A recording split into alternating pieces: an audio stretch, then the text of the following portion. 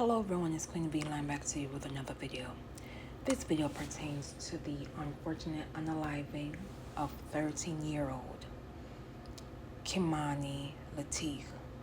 Before I begin, I would like to extend my condolences and support to the Latigue family and community at this time as you begin the grieving process of this child.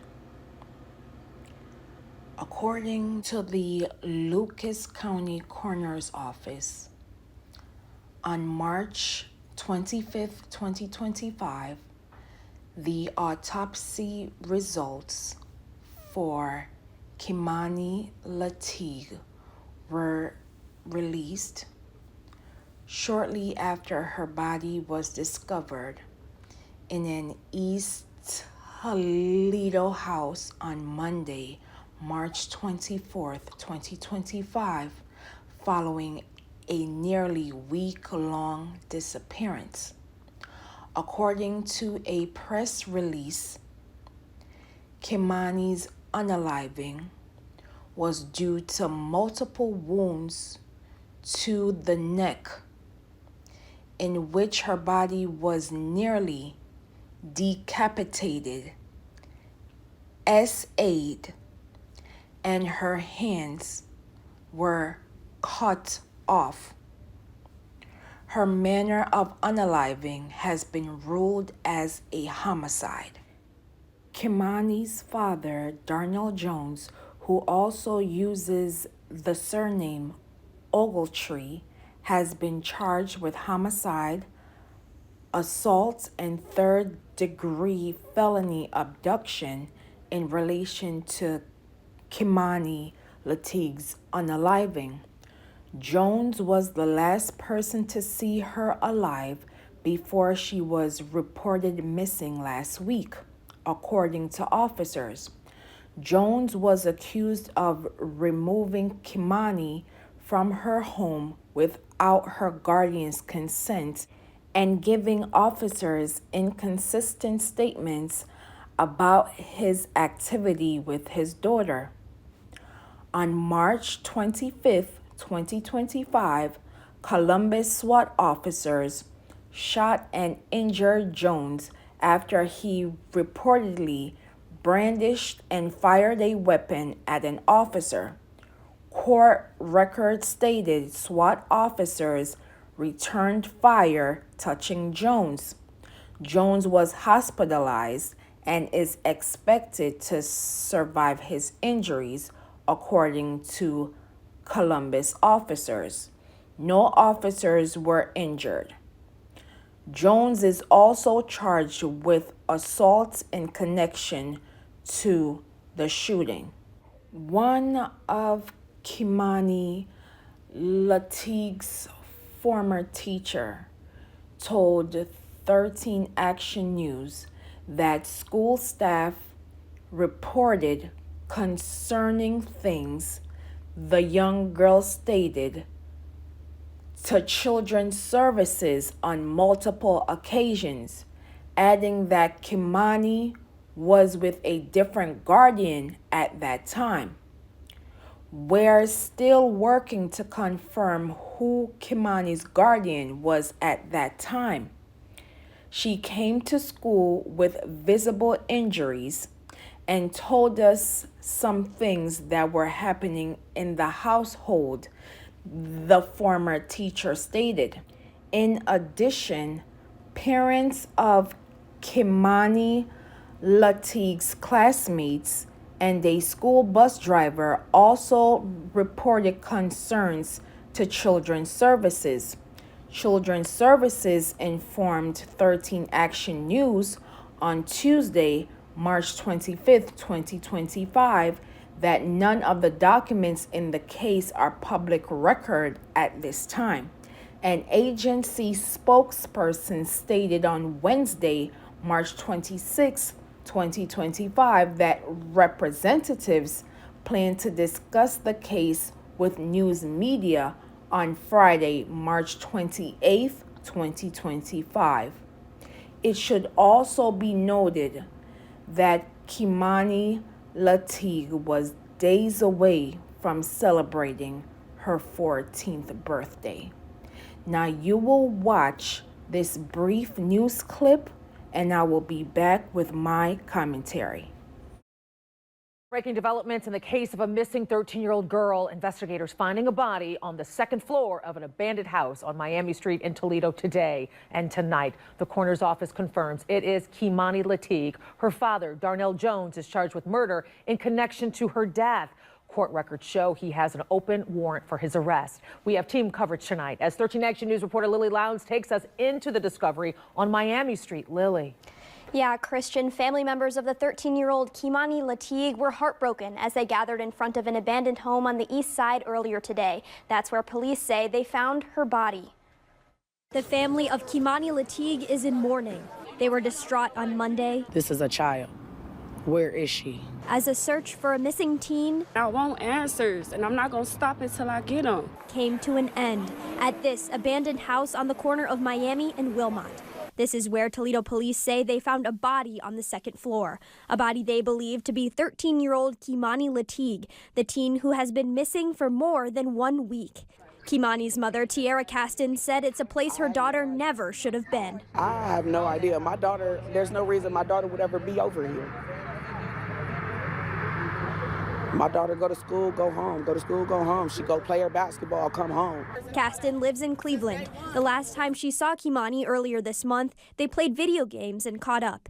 Caston said she did not know what she would do if she found out her daughter had died. Yeah, her birthday's the 28th, she'll be 14. A life cut too short as the Lucas County Coroner's Office identified the body found as Kei'Mani Monday night.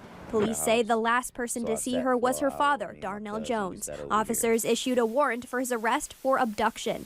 Jones previously told 13 Action News he last saw Kei'Mani on March 16th when she was afraid to be home alone. Came over here because she said that if it seemed like somebody was trying to break into the house. The abduction warrant said that he's given inconsistent statements to detectives. Now police have issued a murder warrant for Jones. Officers say Kei'Mani was found with an apparent fatal injury. As the case continues, family members say they do not know what to think and are still searching for answers. I cannot begin to imagine the pain that the family and the community is experiencing at this time. Once again, a future taken away because we're not paying attention. I have so many questions about this case. Did Child Services do any follow-ups when allegations were being brought of abuse as it pertains to Kei'Mani Latigue, as parents, teachers, and even the school bus driver noticed something was wrong? Were officers notified of these alleged abuse concerns as it pertains to this child, Kei'Mani Latigue? If her father, Darnell Jones, is not her legal guardian, how did he gain access to his daughter if he is not her legal guardian? Where was Kei'Mani Latigue's legal guardian at the time of the alleged abduction of this 13-year-old child? You see, people think that the general public is stupid. And I don't want persons to play with our intelligence. It's clear that people were ringing the alarm on behalf of this child, Kei'Mani Latigue. The fact that she was days away from celebrating her 14th birthday, allegations are being brought up of abuse, and Child Services did not do their due diligence, screams the system once again has failed another child. The system that's supposed to advocate for children are not doing their due diligence. And once again, another future is taken because we're not paying attention. I've asked the question before and I will ask it again. Why is it that our children are not given the same care or due diligence as other children?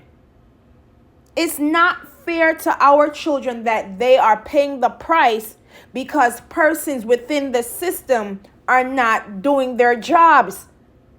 Persons were advocating for this baby, and the system denied her due justice. And now we are doing commentary about another child potentially being violated by someone whom she loves and respects. I can't even begin to talk about her unaliving. This baby was violated in the worst way. This baby was violated and taken to an abandoned house. And you mean to tell me that child services did not do their due diligence? If you can't handle the job, then don't do it. I understand that social workers have a lot on their plates. However, there is a however. When allegations are being brought that a child is being violated, it is your due diligence as their social worker to find out if it's true or not.